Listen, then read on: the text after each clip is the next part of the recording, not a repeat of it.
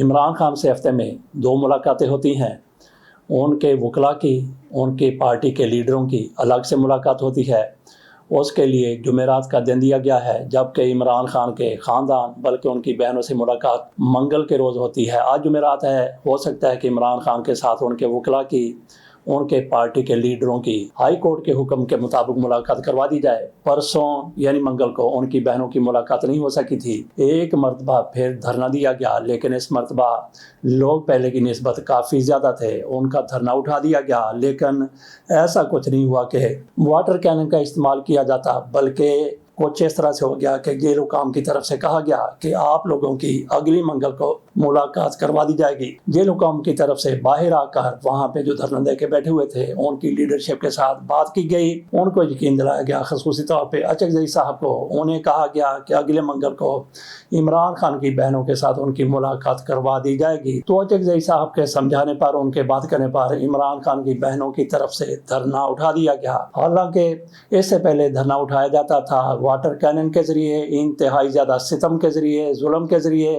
آدھی رات کو ان پر پانی، ٹھنڈا پانی اور کچھ لوگ کہتے ہیں کہ کیمیکل ملا پانی چھڑکا جاتا تھا۔ تو دیکھتے ہیں کہ آئندہ منگل کو عمران خان کی بہنوں کی ان کے ساتھ ملاقات ہوتی ہے یا پھر یہ بھی ایک لارا رپا تھا یا جو بھی تھا، لیکن یہ بھی ایک ہوا ہے، ڈیولپمنٹ ہوئی ہے۔ بلکہ خبر سامنے آئی ہے کہ عمران خان کی ملاقات کروا دی گئی ہے۔ کس سے کروا دی گئی ہے؟ کہا گیا ہے کہ اسی منگل کو جب عمران خان کی بہنیں ان سے ملاقات کے لیے جیل سے باہر گئی ہوئی تھیں، عمران خان کی بشرا بی بی سے ان کی اہلیہ سے ملاقات کروا دی گئی، اور یہ تقریباً پونے گھنٹے کی ملاقات تھی، جس میں انہوں نے ایک دوسرے کا احوال پوچھا۔ ذرائع کے حوالے سے یہی خبریں اخبارات میں آئیں اور یہی میڈیا چینل پر بھی کئی بار آ چکی ہیں کہ عمران خان کی ان کی اہلیہ سے ملاقات کروا دی گئی۔ نہ صرف یہ کہ اس منگل کو کروائی گئی، بلکہ کہا گیا ہے کہ اس سے پچھلے منگل کو بھی دونوں کی ملاقات کروا دی گئی تھی۔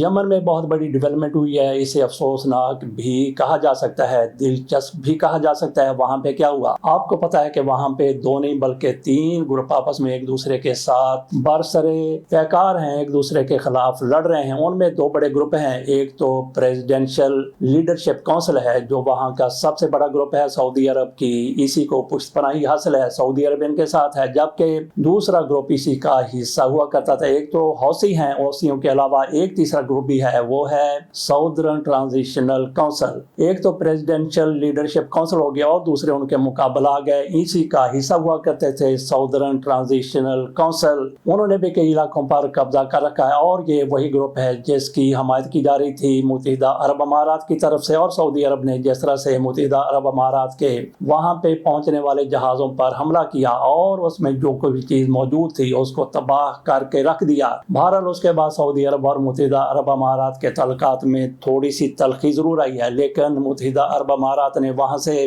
اپنی فوج یا جو کچھ بھی ہے وہاں سے واپس اٹھانے کا اعلان کیا۔ وہاں پہ یہ ڈیولپمنٹ سامنے آئی ہے کہ ایک تو یہ ہوا کہ جو پریزیڈینشل لیڈرشپ کونسل تھی اس کی طرف سے کئی علاقوں پر دوبارہ سے قبضہ کر لیا گیا جو ایس ٹی سی کے پاس تھے، اور اس کے بعد سعودی عرب کی طرف سے ان کو دعوت دی گئی کہ سعودی عرب میں آ جائیں۔ ان لوگوں کی طرف سے کہا گیا کہ ہم سعودی عرب میں آنے کے لیے تیار ہیں۔ یہ لوگ نہ جانے کیسے تیار ہو گئے سعودی عرب میں جانے کے لیے، اور سعودی عرب میں دونوں گروپوں کو دعوت دی گئی۔ حوثیوں کو نہیں بلایا گیا، بلکہ ان کو بلایا گیا ساؤدرن ٹرانزیشن کمان کو، اور اس کے ساتھ ساتھ پریزیڈینشل لیڈرشپ کونسل کو۔ اس گروپ کے جو لیڈر ہیں وہ ہیں ایدروس الزبیدی، یہ اس کے گروپ ہیں، اور ان کی طرف سے کہا گیا کہ وہ سعودی عرب جائیں گے۔ انہوں نے ساری تیاریاں مکمل کر لی، سعودی عرب میں ان کا انتظار کیا جا رہا تھا، لیکن خبریں یہ سامنے آئی جیسے کہ جہاز اڑنے لگا وہ وہاں سے فرار ہو گئے، اپنے ساتھ وہ ایک فوج کے حصے کو بھی لے گئے۔ ایک تو یہ خبر ہے، جبکہ ان کے وفد کے باقی جو ارکان تھے وہاں سے چلے سعودی عرب پہنچے۔ اب 2 قسم کی خبریں سامنے آ رہی ہیں۔ ایک تو یہ کہا گیا کہ یہ ایدروس صاحب یہ وہاں سے فرار ہو گئے تھے، لیکن کچھ حلقوں کی طرف سے کہا جاتا ہے کہ وہ بھی سعودی عرب گئے، وہاں پہ پورے کا پورا وفد غائب ہے۔ کس نے غائب کر دیا اس کے بارے میں کسی کو کچھ پتہ نہیں ہے۔ اسی طرح سے ایدروس کے حوالے سے بھی کوئی پتہ نہیں ہے کہ وہ سعودی عرب میں لاپتہ ہوئے یا پھر یہاں سے فرار ہو گئے تھے۔ بڑی बड़ी ही दिलचस्प डेवलपमेंट है। आइंदा देखते हैं कि क्या होता है वहाँ पे, ये कहाँ से निकलते हैं, कहाँ पे इनको तलाश किया जाएगा, क्या वाकई सऊदी अरब में गायब हो गए, इनको क्या सऊदी अरब में गायब किया है, जब वहाँ पे पहुँच के ये खुद ही इधर उधर हो गए। वहाँ पे पहुँचने के बाद इनका इधर उधर होने का कोई इम्कान नहीं हो सकता, क्योंकि ये सऊदी एयरपोर्ट पर पहुँचे, वहाँ से ये किसी और तरफ नहीं जा सकते। देखते हैं कि असल सूरत हाल इस हवाले से क्या सामने आती है। कादर पटेल साहब के हवाले से थोड़ी सी बात कर लेते हैं। ये दो कादर हैं, दोनों का ताल्लुक पीपल्स पार्टी से है और बड़े बड़े लीडर हैं। एक तो अब्दुल कादर मंदुखैल हैं और दूसरे अब्दुल कादर पटेल हैं। अब्दुल कादर पटेल साहब की तरफ से जो कुछ अब किया गया है इंतहाई ज्यादा हैरान कौन है। उन्होंने आसिफ अली जरदारी पर सुना है कि ऐसा हमला कर दिया कि आसिफ अली जरदारी साहब बाल बाल उनके हमले से बचे हैं। अब्दुल कादर पटेल साहब की एक छोटी सी वीडियो, चंद सेकंड की, 2 की या 3 सेकंड की ये वीडियो है, ये तारक मतीन साहब की तरफ से जारी की गई है। अपने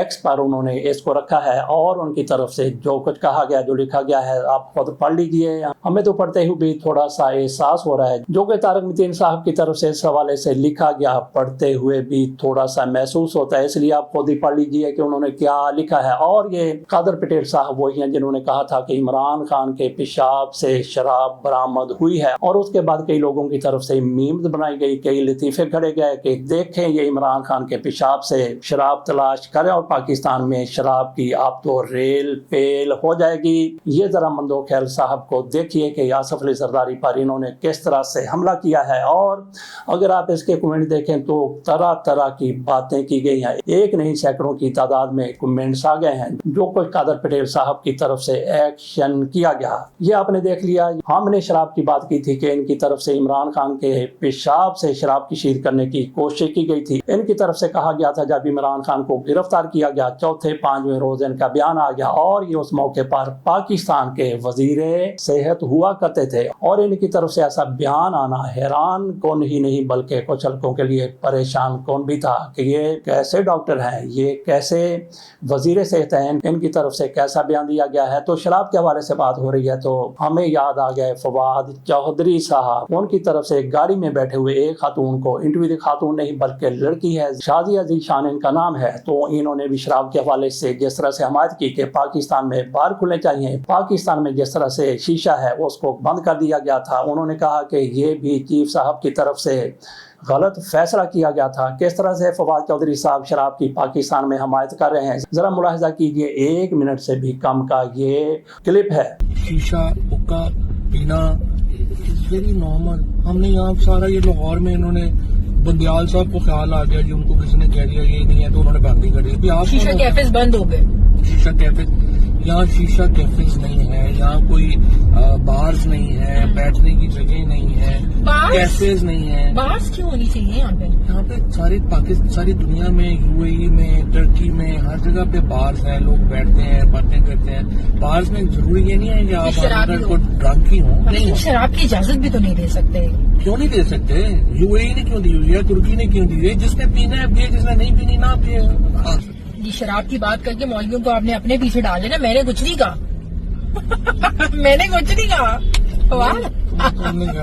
तो ये हो गया फवाद चौधरी साहब, पाकिस्तान के बहुत बड़े लीडर हैं। उनकी सरबराही में एक कौमी डायलॉग कॉन्फ्रेंस भी तश्कील पा चुकी है जिसका इजलास हुआ। उसमें बड़े बड़े लीडरों की तरफ से शिरकत की गई और ऐसे लीडर थे जो अपने घरों से वेले हैं, फारग हैं, वो वहाँ पे चले गए। अफसोस होता है कि वहाँ पे जमात इस्लामी भी मौजूद थी, वहाँ पे शाहिद खाकान अब्बासी भी थे और मोहम्मद अली दुरानी साहब भी थे।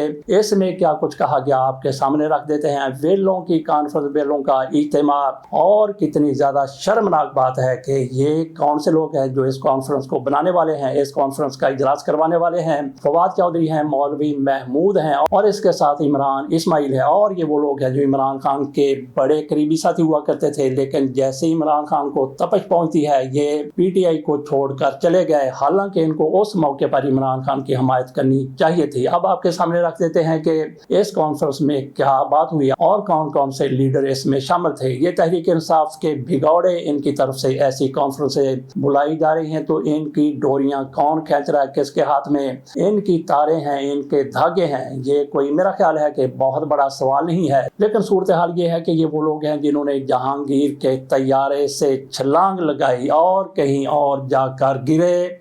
अब उनके साथ भी ये शायद हैं या नहीं है। वो जो बनाई गई थी IPP उसका हिस्सा रहे और उसके बाद उसको भी छोड़ के जा चुके हैं। अब नया प्लेटफॉर्म ये ढूंढ रहे हैं, तो देखते हैं कि इनकी तरफ से क्या कहा गया। इस कॉन्फ्रेंस के दौरान इस्लामाबाद में नेशनल डायलॉग कमेटी के इजलास में सदर मुमलिकत आसिफ अली जरदारी, वज़ीर आज़म शहबाज शरीफ और सदर मुस्लिम लीग नून नवाज शरीफ की मुशावरत से हुकूमती मुज़ाकराती कमेटी तश्कील देने की तजवीज़ दी गई। एलामिया में कहा गया कि मुज़ाकरात के लिए सियासी कारकुन रिहा किया जाए, मुकदमा खत्म किया जाए, सेनेट और कौमी असम्बली में फौरी तौर पर अपोजिशन लीडर की तैनाती की जाए। सियासी कारकुनों की रिहाई के बाद हुकूमत पर एतमाद बढ़ेगा, सेंसरशिप मीडिया पर खत्म की जाए। नेशनल डायलॉग में बातचीत के अमल को जारी रखने पर इत्तेफाक किया गया। इस्लामाबाद में नेशनल डायलॉग कमेटी के ज़ेर एहतमाम कौमी डायलॉग कमेटी के इजलास में साबिक वज़ीर आज़म शाहिद खाकान अब्बासी, लियाकत बलोच, शेर अफजल मरवत, बैरिस्टर सैफ, इमरान इस्माइल और शहजाद वसीम और दीगर शरीक हुए। एलामिया में कहा गया कि अपोजिशन कमेटी बनाई जाए जो सियासी कैदियों के साथ मिलकर डायलॉग को बढ़ाए।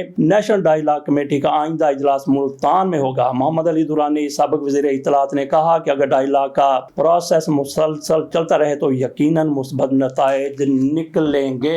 ये नेशनल डायलॉग कमेटी थी जिसकी तरफ से ये सारा कुछ कहा गया। तो नाजरीन, आप इस हवाले से क्या कहते हैं, कमेंट्स में ज़रा बताइए कि इनका असल मुद्दा क्या है। इमरान खान को छोड़ने वाले, इमरान खान के भगौड़े, उनकी पार्टी के भगौड़े किस तरह से उनकी हमायत में बात कर रहे हैं, क्यों बात कर रहे हैं, क्यों पार्टी को छोड़ा था। तो क्या अब ये तहरीक इंसाफ के उतने ही ज़्यादा हमदर्द है। सबसे पहले फवाद चौधरी की तरफ से इमरान खान से अलग होने का ट्वीट किया गया और सबसे पहले महमूद मौलवी की तरफ से तहरीक इंसाफ को छोड़ा गया। तो ये लोग हैं। और वो बंदा जो इमरान इस्माइल है, गवर्नर उसको बनाया था, उसने ये इसका सिला दिया इमरान खान को कि उसने भी इमरान खान की पीठ में तहरीक इंसाफ की कमर में छुरा घोंपा और अब ये तहरीक इंसाफ के लिए बात कर रहे हैं। ये सारे के सारे ड्रामे अंदर से ये कैसे हैं, अंदर से ये ऐसे ही हैं जैसा कि फवाद चौधरी की तरफ से कहा गया कि पाकिस्तान में शराब को खुलेआम कर दिया जाए। चलते चलते आखिरी बात कर लेते हैं और ये बात है जनाब शहबाज शरीफ साहब की तरफ से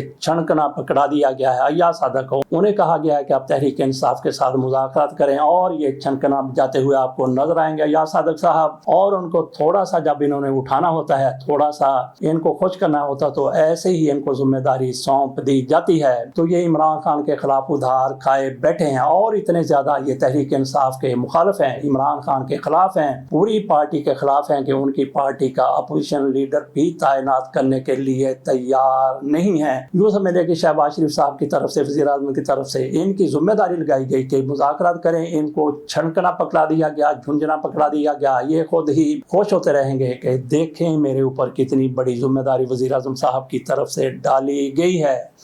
अल्लाह हाफिज़।